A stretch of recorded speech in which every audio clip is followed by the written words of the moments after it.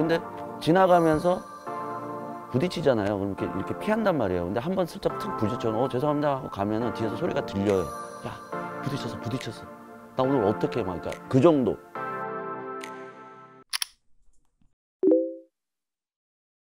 춤이 어느 정도 경지에 올라가면은 그 다음에 필요한 작업은 음악이거든요. 왜 음악이냐면은 짜여진 춤을 추든 아니면은 프리스타일 춤을 추든 간에 듣는 소리가 달라져요. 왜냐면은 처음에 이제 기본적으로 춤을 추시는 분들은 밑에 대고 소리, 그러니까 쉽게 얘기해서 이제 드럼 소리에 맞춰서 그 비트에 맞춰서 춤을 추는데, 그게 경지에 딱 올라가면은 그 드럼 소리의 비트는 기본적으로 내장을 하고 있는 상황에서 위에 있는 소리들, 뭐 신지나 뭐 띵 하는 그런 소리에 되게 민감해지거든요. 그거를 이제 이제 대가에 있는 형들한테 이제 들은 거예요. 얼핏 듣다 보니까 그럼 내가 춤을 여기서 더 발전을 시키고 싶은데 그럼 내가 어떤 작업을 해야 될까? 그때는 뭐 연습실 이런 개념이 없었어요. 그러니까 춤을 추려면은 그 음료권이라고 해서 한 3,000원짜리 갖고 들어가서 거기서 하루 종일 춤을 추는 거거든요. 그냥 거울 보면서. 그러니까 그러다 보니까 거기서 더 발전을 하고 싶은 그 마음에 이제 디제잉을 시작을 하게 된 거죠. 그래서 디제잉을 하고 보니까 DJ 세계에서는 그런 말을 하거든요. 이제 귀가 트였다. 음악에 들어가 있는 소리를 하나하나씩 다 분리해서 들을 수 있게 되는 거예요. 그럼 내가 어떤 소리에 집중을 해야겠다고 생각이 들면은 그 음에 집중을 하거든요. 그럼 그 음에 맞춰서 이제 춤이 이제 나가게 되는 거죠. 어느 정도 이제 춤을 좀 추시는 분들한테는 음악을 그런 식으로 음을 하나씩 쪼개서, 그러니까 드럼 소리 따로, 뭐 신지 따로, 위에 올라가는 소리 따로, 이거 따로따로 듣는 연습을 하면은 정말 굉장한 도움이 되거든요. 처음에는 가방 들고 다니는 거죠. 믹싱 DJ로 시작을 하는 게 아니고 가방 들고 형들 쫓아다니면서, 그 다음에 순서가 그때는 조명을 일일이 찍어야 돼요. 왜냐면 음악을 이해를 해야지만이 그 음악에 맞게 조명을 돌리잖아요. 그래서 그 음악을 이해를 하라고 한 6개월 동안 계속 조명을 찍어요. 그러니까 옆에서는 형들이 음악을 틀고 있으면은 옆에서 이제 조명을 틀고 있는 거죠. 그래서 음악이 꽝 죽으면은 확 껐다가 음악이 딱 나올 때 그 타이밍에 맞춰서 또 조명을 켜줘야 되니까 그 역할을 한 6개월에서 1년 정도 하고, 그 다음에 이제 하우스 보조라 그래서 들어가면은 이제 형들이 음악이 딱 끝나고 나가시면은 발라드를 틀어야 되잖아요. 그 발라드를 일단 올리는 연습을 또 한 1년 해요.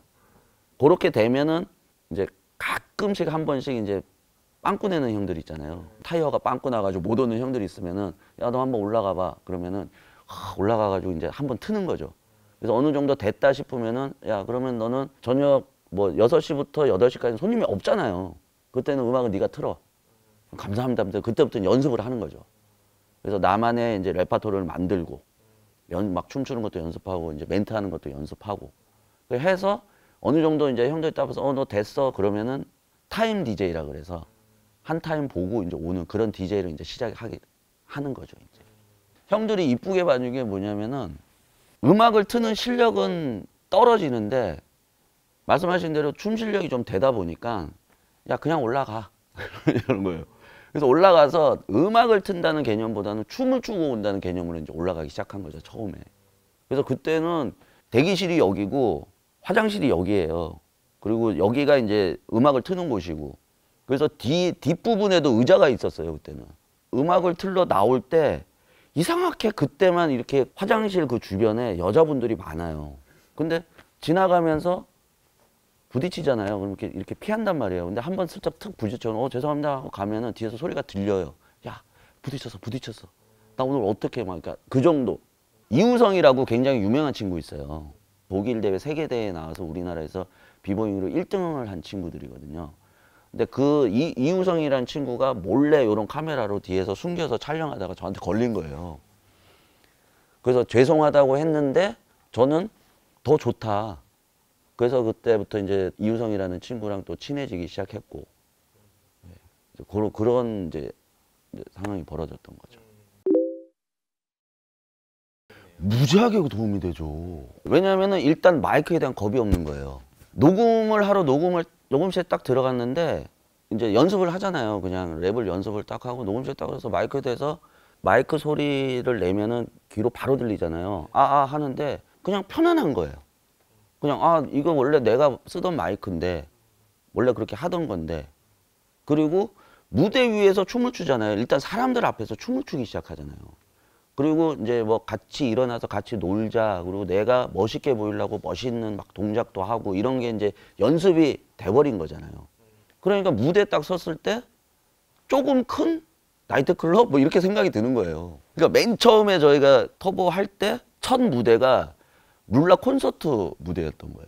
근데 룰라 콘서트 무대에 딱 올라갔는데 종국이는 뭐 어떤 마음이었는지 모르겠지만 많이 떨겠죠. 왜냐면 그런 무대를 정말로 처음 올라가는 거니까. 근데 저는 그냥 말씀드린 대로 조금 큰, 왜냐면 그때도 한 막 500명씩 들어오는 나이트클럽이 있었으니까 그거보다 조금 큰 나이트클럽인가 보다라고 생각하고 그냥 나가서 그냥 춤추고 노래한 거예요. 그래서 사실은 종국이가 그 저희가 터보 노래를 처음에 녹음을 할 때 선택이라는 곡을 녹음을 했거든요. 그 노래 잘 부르는 애가 걔는 3번을 녹음을 다시 했어요. 근데 저는 그냥 한 번에 그냥 해버려. 왜냐면 그게 익숙하다 보니까. 근데 나중에 가니까 이제 종국이가 빨리 끝나고 제가 늦게 끝나게 제가 하더라고요.